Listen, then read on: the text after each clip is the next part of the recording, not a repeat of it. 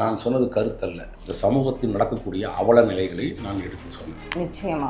ஒரு நிர்வாகத்தில் நடக்கக்கூடிய குளறுபடிகளையும் முறைகேடுகளையும் ஊழல்களையும் நான் சொன்னதன் அடிப்படையில் தான் என் மீது இத்தனை வழக்குகள் 21 வழக்குகள் போய் போடப்பட்டுச்சு. குறிப்பாக இந்த அருண் அவர்களை மாற்றத்திற்கு யார் பொறுப்பேற்றாலும் எவர் பொறுப்பேற்றாலும் எவன் பொறுப்பேற்றாலும் அதற்கு அவர்கள் பேர் அயோக்கியர்கள். எனக்கு தனிப்பட்ட முறையில் ஒரு ஊழல் பேர் வழி அந்த ஊழலே செய்யக்கூடிய ஒருத்தங்க கிட்டே அவங்ககிட்டே பொறுப்பு கொடுத்தீங்க, திருடங்கிட்ட சாய் கொடுத்தேன், கிராமத்தில் பழமொழி சொல்லுவாங்க, அந்த மாதிரி இருந்துச்சு. இதில் முழுக்க விஜய் அவர்கள் அவன் யார் என்பதை தெரிந்து கொண்டார். அருண் ஐபிஎஸ் ஒரு அயோக்கியன், ஒரு அழுக்கற்றவன். அவன் மட்டுமல்ல ஒரு கேவலமான அவனுடைய சைக்கோத்தனத்தை அவர் மிக தெளிவாக புரிந்து கொண்டார். இவன் முதல் ஊழல்வாதியே. சத்தியமாக சொல்கிறேன், நம்ம சிஎம் விஜய்க்கும் முன்னாடி இருந்த முக ஸ்டாலினுக்கும் முட்டா பீஸுக்கும் என்ன வித்தியாசம் இருக்குன்னு நினைக்கிறீங்க? பாருங்க, ஒரு மாசத்துல பார்க்குறேன் 40 நாள்ல ஏங்க ஒரு நோயை தீக்கிறனா கூட 48 நாள் மண்டலம் வேணுங்க. ஒரு மண்டலம் வேணும்னா 48 நாட்கள் வேணும், புரியுதுங்களா? ஆனால் 40 நாள் எடுத்துட்டா பாருங்க நோயை. நல்ல டாக்டர் தான் நமக்கு விஜய் சார் கிடைச்சிருக்குது, சந்தோஷம் பண்ணணும்ல. உண்மை அதுதான். நான்லாம் வருத்தத்தோட வேதனையோட பல விஷயங்களை சொல்லியிருக்கேன், இன்னமும் சொல்லுவான் போகிறேன். இப்போ நம்ம அவங்க அரசாங்கத்துக்குள்ளேயே நடக்கிற சில மந்திரிகள் பண்ணக்கூடிய தில்லுமுள்ளையும் நான் சொல்ல தான் போகிறேன். அது என்னுடைய நமக்கு நாங்கள் சொன்ன தகவலை சொல்கிறேன், தெரிஞ்ச தகவலை சொல்கிறேன். நமக்கு அங்கே இருக்கிற பொருளை கடிக்கிறதுக்கு ஒரு நல்ல நாய் வெறி நாய் தேவைப்படும். அந்த வெறி நாய் இந்த நாயாக இருக்கக்கூடாது அருண். இதுதாங்க உண்மை.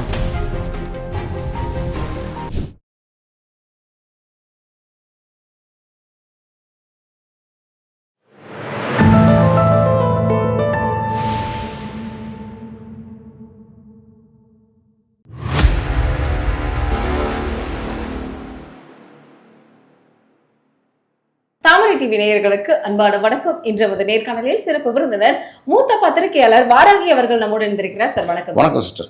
சார், இன்னைக்கு தமிழகத்துல உண்மையாகவே அருண் ஐபிஎஸ் இடமாற்றத்திற்கு ஒரு சாதாரண சின்ன குழந்தைகள்ல இருந்து, அதாவது அரசியல் தெரிஞ்சவங்க, போலீஸ் ஆபீசர்ஸ் பத்தி தெரிஞ்சவங்க, இளைஞர்கள் எல்லாருமே வாராகி கிட்ட வாராகி எந்த அளவுக்கு கொடுமைப்படுத்தினீங்க ஒரு கருத்து சொன்னதுக்காக அப்படின்னு சொல்லிட்டு இன்னைக்கு உங்களுடைய வீடியோஸ் ஃபுல்லாவே மக்கள் சந்தோஷமான ஒரு கமெண்ட்ஸ் உங்களுக்கு கொடுத்துட்டு வந்தாங்க.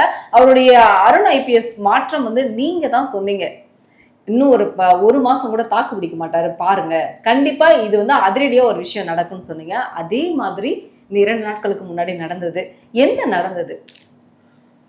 ஆக்சுவலாக நம்ம முதல்ல இப்போ ஒரு விஷயத்தை உங்களுக்கு ஃப்ளாஷ் நியூஸ் சொல்லிடுறேன். இப்போ நம்ம பேசிகிட்டு இருக்கிற நேரத்தில் அருண் வீடில் ரைடு நடக்குது. இன்கம் டேக்ஸ் ஆர் இடி ரைடான்னு தெரியல, இன்கம் டேக்ஸ் தான் வருவதுக்கு வாய்ப்பு இருக்குது. ஏன்னா அவன் மனைவி யமுனா தேவி ஐஆர்எஸ் ஆஃபீஸரு. அவங்க பல கோடிகளை சம்பாரித்து வச்சுருக்காங்க. நான் பல முறை சொல்லியிருக்கேன் எந்தெந்த மேட்டில் சம்பாரித்தாங்க அவங்க அப்படின்னு சொல்லியிருக்கேன். பழைய காணொலியில் பார்த்தீங்கன்னா தெரியும். ரெண்டாவது இவர் அருணை பொறுத்த வரைக்கும் நான் சொல்லியிருக்கேன், அது ஒரு என்ன சொல் சைக்கோ கேரக்டர். அருண் சைக்கோ கேரக்டர்ன்றது நான் இப்போ இல்லை, கடந்த 5 வருடமாக சொல்லிகிட்ருக்கேன். இது சைக்கோ, இந்த சைக்கோவை வச்சுட்டு இருந்தீங்கன்னா தமிழ்நாட்டில் பிற கெட்ட பேர் வரும்னு சொன்னோம். அது கேட்காம தான் நம்ம முன்னாள் முதலமைச்சர் முக ஸ்டாலின் முட்டு சந்தை போய் உட்காந்துட்டாரு. இவன் ஒரு பெரிய ஊழல் பேர் வழி, இவனை கொண்டு போய் நீங்கள் ஊழல் மற்றும் தடுப்புத்துறையில் போடுறீங்களே, இது தவறு அப்படின்னு நம்ம சுட்டி காட்டணும். ஆமாம். ஸோ அதனால் நீங்கள் வாசகர்களோ அல்லது பார்க்கக்கூடியவர்களோ நீங்கள் முன்னாடி ஒரு கருத்தை சொன்னீங்க, ஒரு விஷயத்த சொன்னீங்க, முன்னாடி ஒரு இது சொன்னீங்க, கருத்து நீங்கள் சொன்ன கருத்துக்காக தான் இத்தனை கைதுகள் அப்படின்னு சொன்னீங்க. நான் சொன்னது கருத்தல்ல, இந்த சமூகத்தில் நடக்கக்கூடிய அவல நிலைகளை நான் எடுத்து சொன்னேன். நிச்சயமா. அதாவது ஒரு விசில் ப்ளோயராக ஒரு நிர்வாகத்தில் நடக்கக்கூடிய குளறுபடிகளையும் முறைகேடுகளையும் ஊழல்களையும் நான் சொன்னதன் அடிப்படையில் தான் என் மீது இத்தனை வழக்குகள் 21 வழக்குகள் போய் போடப்பட்டுச்சு. குறிப்பாக இந்த அருண் அவர்களை மாற்றத்திற்கு யார் பொறுப்பேற்றாலும் எவர் பொறுப்பேற்றாலும் எவன் பொறுப்பேற்றாலும் அதற்கு அவர்கள் பேர் அயோக்கியர்கள். எவன் பெற்ற பிள்ளைக்கோ தான் இனிஷியல் போட்டால் எப்படி இருக்குமோ அதுக்கு அர்த்தமானது தான் இது. முழுக்க நம்முடைய தமிழக முதலமைச்சர் விஜய் அவர்கள் அருண் யார் என்பதை ஈஸியான ஒரு திக் கொடுக்கல. பின்னாடி நான் கேள்விப்பட்டது ஒரு பீஸ் தேவைப்படுது, நம்ம ஒரு முரட்டு பீஸ் தேவைப்படுது. எத்தனையோ ஐபிஎஸ் ஆஃபீஸர் இருக்காங்க.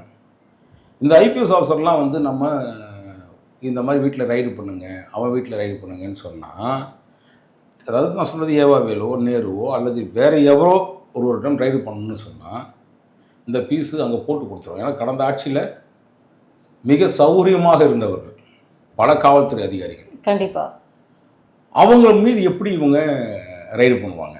ஒரு விசுவாசம் காட்டுவாங்களா வாங்கி தின்னதுக்கு? அருண்லாம் நிறைய வாங்கி தின்னுருக்காரு. ஸோ வாங்கி தின்ன விசுவாசத்துக்கு ஏதாவது விசுவாசத்தை காட்டணும்ல, அதுக்காக எப்படி பண்ணுவாருன்னு நம்ம கேட்டோம். எனக்கு தனிப்பட்ட முறையில் ஒரு ஊழல் பேர் வழி அந்த ஊழலே செய்யக்கூடிய ஒருத்தங்கிட்டே அவங்ககிட்டே பொறுப்பு கொடுத்தீங்க, திருடங்கிட்ட சாய் கொடுத்தேன், கிராமத்தில் பழமொழி சொல்லுவாங்க, அந்த மாதிரி இருந்துச்சு. இதில் முழுக்க முழுக்க விஜய் அவர்கள் அவன் யார் என்பதை தெரிந்து கொண்டார். அருண் ஐபிஎஸ் ஒரு அயோக்கியன், ஒரு அழுக்கற்றவன், அவன் மட்டுமல்ல ஒரு கேவலமான அவனுடைய சைக்குவத்தனத்தை அவர் மிக தெளிவாக புரிந்து கொண்டார். இவன் தான் முதல் ஊழல்வாதியே, இவன் வீட்டில் நம்ம வந்து ரைடு பண்ண வைக்கணும் அப்படி ஒரு போராளி.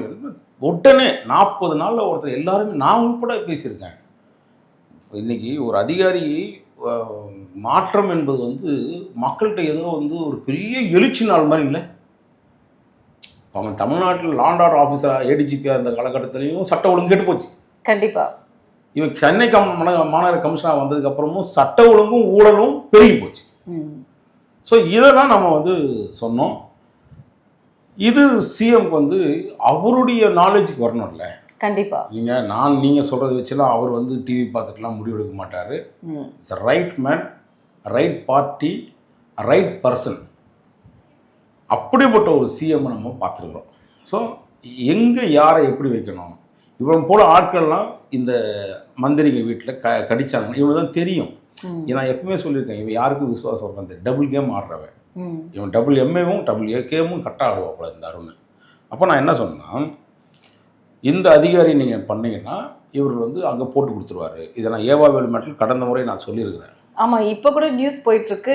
ஏவாவேலு ஏர்போர்ட்லேயே கைது செய்யப்படுவதாக ஒரு செய்திகள் இருந்தது.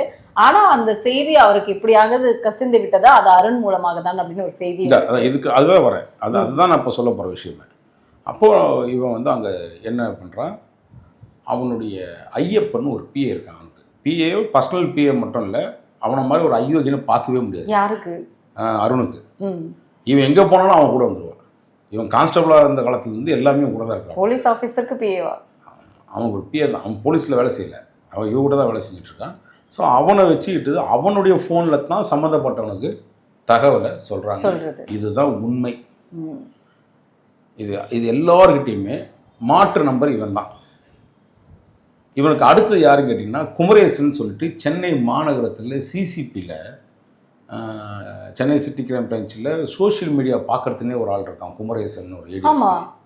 அந்த ஆள் தான் இதில் இன்டிமேஷனை கொடுக்குறவன், சம்மந்தப்பட்டவனுக்கு கொடுத்து பணத்தை. ஏன்னா இவன் வந்து ஏற்கனவே குமரேசன் வந்து இந்த பல இதுக்கு முன்னாடி வந்து இதில் இருந்தாப்புல, இந்த இஸ்லாமிய அமைப்புகளை பார்க்கக்கூடிய கியூ பிரான்ச்சில் இருந்தாப்புல டிஎஸ்பியாக. ஸோ அந்த மீடியேட்டர் புரோக்கர் இருக்கார்ல குமரேசன், அந்த குமரேசன் மூலிமா தகவல் சொன்னான். ஒன்று யார், இந்த பக்கம் ஐயப்பன், இன்னொரு பக்கம் குமரேசன். நல்லா இருக்குல்ல பேரெல்லாம், சாமி பேரை வச்சுட்டு என்னென்ன சமாச்சாரம் பண்ணுறான் பார்த்தீங்கல்ல. இந்த நாதாரிகளால் தான் இந்த ஆள் சிக்கிறான் கரெக்டாக. ஏன்னா இவன் தான் இவனுக்கு ரூட்டு. இது பல விஷயம் பல பேருக்கு உளவுத்துறைக்கு தெரிஞ்சிருக்கலாம், இதெல்லாம் தெரிஞ்ச சிஎம்கே தெரிஞ்சிருக்கலாம். அதனால் அவரோட கிரீடம் எப்படி தூக்கி வச்சு கொண்டாடினார்களோ அதுவே காலில் இருக்க செருப்பை கழட்டி அடித்த மாதிரி இருந்துச்சு இந்த பணி மாறுதல். கோர்ட் வந்து அருண் அவர்களுக்கு ஒரு கொட்டு வச்சிருந்தாங்க. இந்த சீசரனுடைய மனைவி சந்தேகத்திற்கு அப்பாற்பட்டவளாக இருக்க வேண்டும் அப்படின்னு. நரசிம்மன் அவர்கள் எல்லாம் இந்த ஒரு லஞ்ச ஒழிப்பு துறைக்கு வந்து நேர்மையான அதிகாரிகளாக இருந்திருக்காங்க, உங்களை போன்றவர்கள் இதை இருந்து அசிங்கப்படுத்த வேண்டாம் அப்படிங்கிற மாதிரியான ஜிஆர் சுவாமிநாதன், லட்சுமி நாராயணன் அவர்கள் வந்து சொல்லியிருந்தாங்க. அதுவும் அவருடைய காதுக்கு எட்டியதாகவும், அதனால உங்களை போன்றவர்கள் வந்து உங்களுடைய கருத்துக்கள், நீங்க சொல்லக்கூடிய விஷயங்கள் எல்லாமே வந்து முதலமைச்சருக்கு கேட்கப்பட்டதாகவும் ஒரு தகவல் இருக்கு. இதை நீங்க எப்படி பாக்குறீங்க? இல்லை, என்னை பொறுத்தவரையும் நான் எப்பவுமே வழங்கக்கூடிய நீதிபதிகள், நான் தெய்வமாக வழங்கக்கூடிய நீதிபதிகள் வந்து நான் தொடர்ந்து சொல்லுவேன். அவர்கள் வந்து ஒவ்வொரு பொய் வழக்கையும் இந்த அயோக்கியர் அருணுடைய பற்றியான என்னுடைய வழக்கே பல இடங்களில் உயர்நீதிமன்றம் பல தீர்ப்புகளை கொடுத்து நிச்சயமா கோர்ட் அதையுமே மென்ஷன் பண்ணியிருந்தாங்க. என்னுடைய வழக்கை மிக தெளிவாக, ஏன்னா என்னுடைய குண்டாஸில் தான், என் மீது போடப்பட்ட குண்டாஸில் தான் அவருக்கு 50,000 ரூபாய் பெனால்ட்டியே போடவிட்டு நான் 50,000 ரூபாய் வாங்கிட்டேன். ஆனால் நான் இழந்தது வந்து பல கோடிகளை. ஏன்னா கிட்டத்தட்ட சிறைச்சாலையில் என்பது வந்து கிட்டத்தட்ட ஒரு 9.5 மாதம் சிறைச்சாலை, 2 குண்டாஸு, பல மாவட்டங்களில் போய் என்னை கையெழுத்து போட சொல்கிறது, இது எல்லாம் பொறுத்து என்னோட 3.5 வருஷம் வாழ்க்கை போயிடுச்சு. அதில் நான் பல கோடிகளை இழந்த மாதிரி தான். அது என்ன அதை விட பணத்தை இழந்ததை விட நான் சந்திக்கிற, நான் பேசுகின்ற, நான் சொல்லுகின்ற ஊழல்களையோ எழுத்துக்களையோ வந்து மறைச்சணும்னு நினச்சான் பார்த்தீங்களா, அது அந்த நாட்கள் எனக்கு ரொம்ப கம்மியாயிடுச்சு. நான் உள்ளே இருந்தனால எதையுமே பண்ண முடியல. அது எனக்கு ஒரு பெரிய வருத்தம். பணம் எப்போ நான் சம்பாரிச்சிடலாம், அதே மாதிரி நேரங்களை சம்பாதிக்க முடியாது. புழையாப்பட்ட ஒரு விஷயத்தை எனக்கு ஒரு 50,000 ரூபாய் பெனால்ட்டி போட்டு ஈடுகட்ட முடியுமான்னு கேட்டால் ஈடுகட்ட முடியாது. ஆனாலும் நீதிமன்றம் எப்பவுமே நல்லவர்களுக்கு எப்பவுமே ஒரு பெரிய சோதனை கொடுக்கும், ஆனால் நல்ல தீர்ப்பை கொடுக்கும் அப்படின்றதுக்கு என் வழக்கு ஒரு உதாரணம். கண்டிப்பாக. அதனால் இதை வந்து தமிழக முதலமைச்சர் நிச்சயமாக அதை வந்து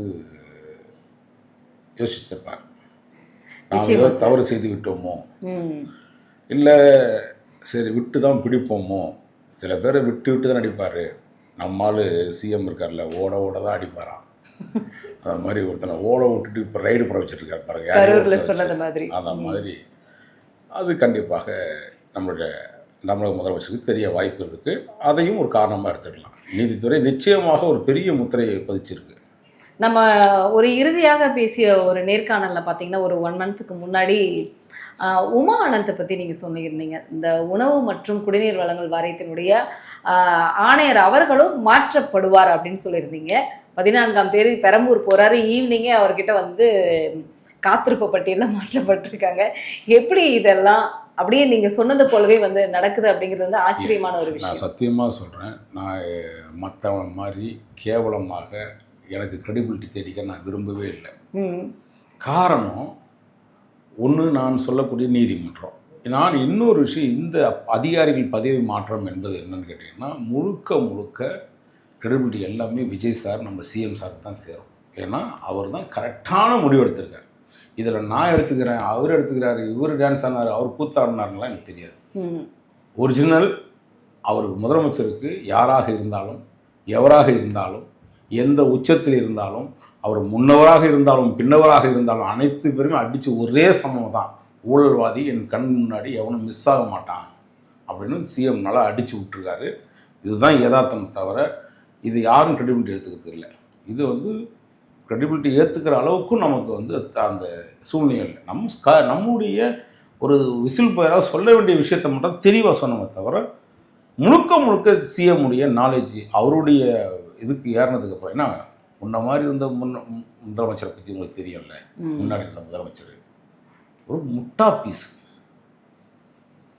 இந்த முட்டா பீஸால் எவ்வளோ பெரிய வாழ்க்கை போச்சு. என்ன சார் ஆராசா மாதிரி நீங்களும் பேசுறீங்களே? என்னங்க ஆராசா, அதை விட முரட்டி பீஸு, புரியுதுங்களா? முட்டாள் முதல்வர் விஜய்னு சொன்னார், நீங்களும் அதே மாதிரி முன்னாள் முதலமைச்சரை சொல்லலாம். ஏங்க இதுதாங்க உண்மை. சத்தியமாக சொல்கிறேன், நம்ம சிஎம் விஜய்க்கும் முன்னாடி இருந்த மு.க. ஸ்டாலினுக்கும் முட்டா பீஸுக்கும் என்ன வித்தியாசம் இருக்குன்னு நினைக்கிறீங்க? பாருங்கள், ஒரு மாதத்தில் பார்க்குறாரு, 40 நாளில் ஏங்க ஒரு நோயை தீக்கிறனா கூட 48 நாள் மண்டலம் வேணுங்க. ஒரு மண்டலம் வேணும்னா 48 நாட்கள் வேணும், புரியுதுங்களா? ஆனால் 40 நாள் எடுத்துட்டா பாருங்க நோயை.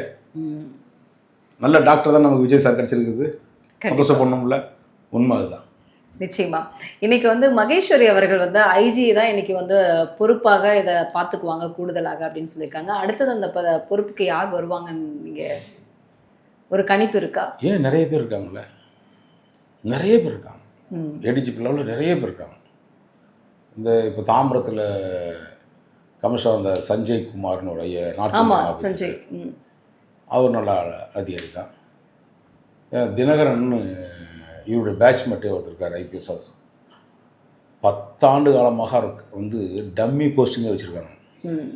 அவர்கிட்ட கொடுத்துப்பாங்களேன், அருண் பப்பை எடுத்துருவார். அவர் மிக கேவலமான ஒருத்தன் தெரியும், அவருக்கு தெரியும். ஏன்னா அவர் பேட்ச்மெட் இல்லை, இவனுடைய யோகியதை முழுக்க, அருணுடைய யோகியதை முழுக்க அவருக்கு தெரியும். கண்டிப்பாக. அப்போது அறிஞர் தினகரன் கொடுத்து பாருங்களேன். இந்த மாதிரி நிறைய அதிகாரிகளை சொல்லலாம். ஏன் டிஜிபி லெவல்லே இருக்காங்கல்ல, எத்தனையோ பேர் இருக்காங்க டைரக்டராக போகிறதுக்கு. ஜாயின்ட் டைரக்டர் தான் போகணுன்னு அவசியம் கிடையாது, ஏடிஜிபி தான் போகணுன்னு அவசியம் கிடையாது, டைரக்டர் போஸ்டிங்கு. ஸோ அதனால் அதையும் பண்ணலாம். அதனால் அது சிஎம் எடுக்கிற முடிவை நம்ம பாருங்க, நல்லவர்கள் யார், வல்லவர்கள் யார், கெட்டவன் யாருன்னு நம்ம ஆளுக்கு சூப்பராக தெரிஞ்சு வச்சுருக்காங்க சிஎம். அது ரொம்ப தெளிவாயிட்டேன். நான்லாம் ரொம்ப ஃப்ரீ ஆகிட்டேன். நான்லாம் வந்து வருத்தத்தோட வேதனையோட பல விஷயங்களை சொல்லியிருக்கேன், இன்னமும் சொல்லுவான் போகிறேன். இப்போ நம்ம அவங்க அரசாங்கத்துக்குள்ளேயே நடக்கிற சில மந்திரிகள் பண்ணக்கூடிய தில்லுமுள்ளையும் நான் சொல்ல தான் போகிறேன். அது என்னுடைய, நான் ஒரு விசில் பிளேயராக சொல்ல வேண்டிய விஷயம். இதில் இவரை போடு அவரை போடுன்னு சொல்கிற அளவுக்கு நான் நிர்வாகம் நடத்துகிறது, நான் கவுன்சிலர் கூட லாக்கி இல்லை, புரியுதுங்களா?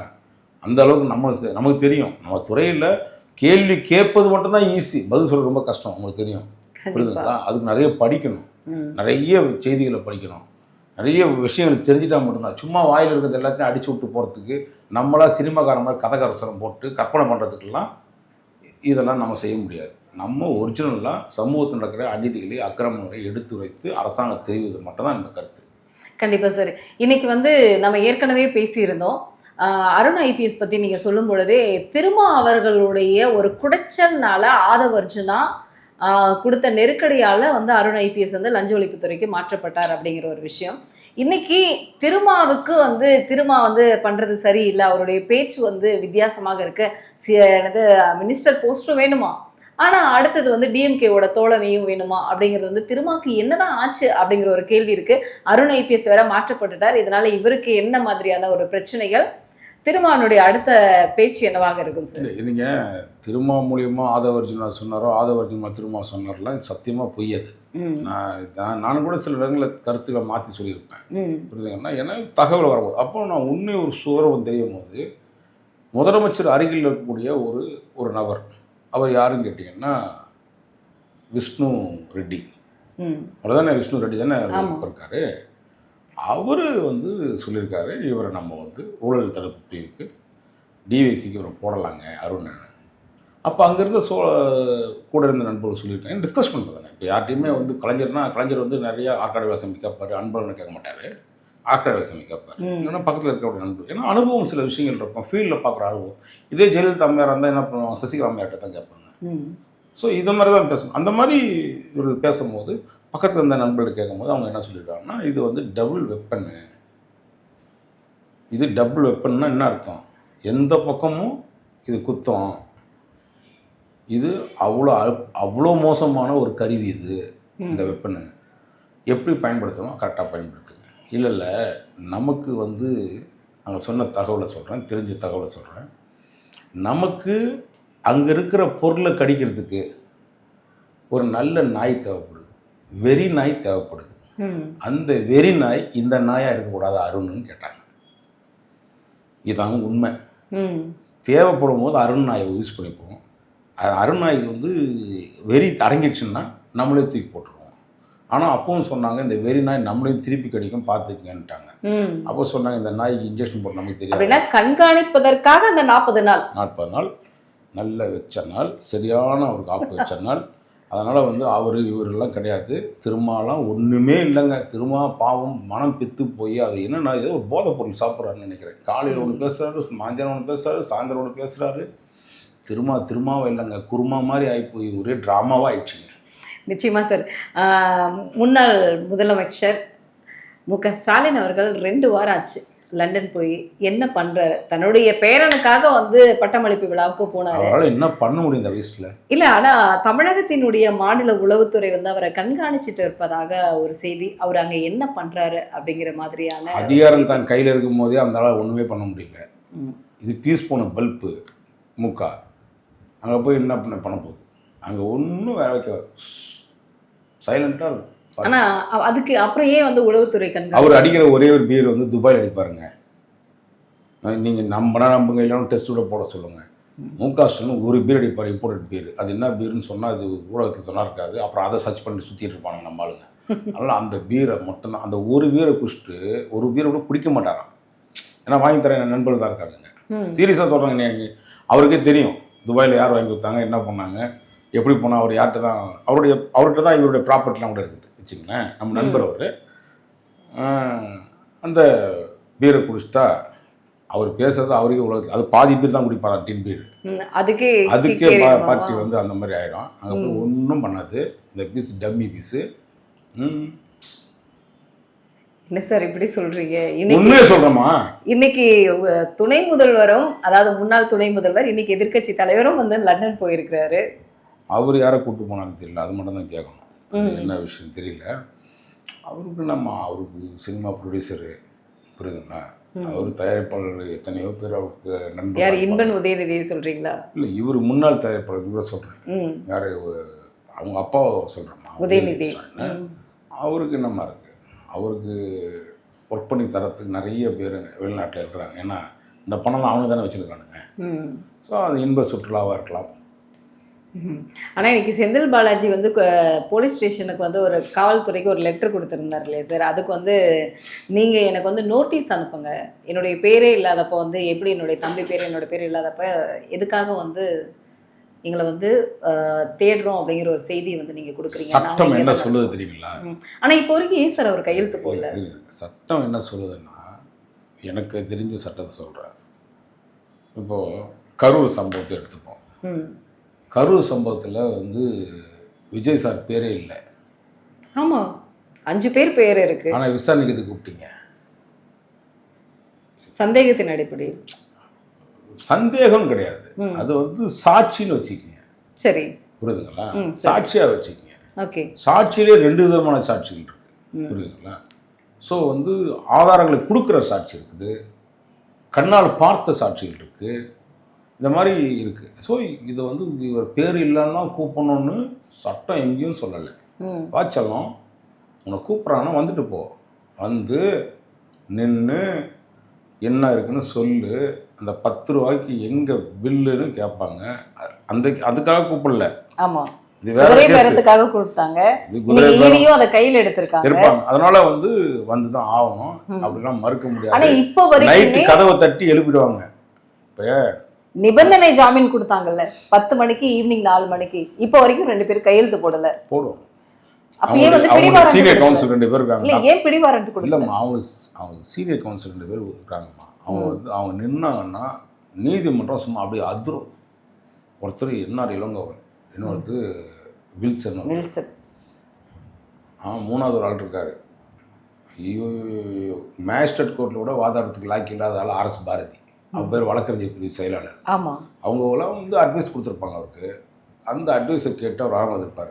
வாராசா அவனுக்காக வரவேற்க காத்திருக்கிறாங்க, வந்து வச்சு செய்வாங்க. நிச்சயமாக இந்த முறையில் நீ தப்பிக்கவே முடியாது. ஏன்னா நான் ஒரு 2-3 நாள் ரொம்ப ஃப்ரீ ஆகிட்டேன். நமக்கு வேலையே இல்லைடா, சிஎம்ஏ பார்த்துருவாரு அப்படின்ற எண்ணத்தில் வந்துட்டு ஒரு நம்பிக்கை வந்துடுச்சு. நிச்சயமாக நடக்கும். சொல்கிறத சொல்லுவோம், கேட்குறது கேட்கட்டும், இல்லைன்னா தூக்கி ஓரம் போடட்டும்.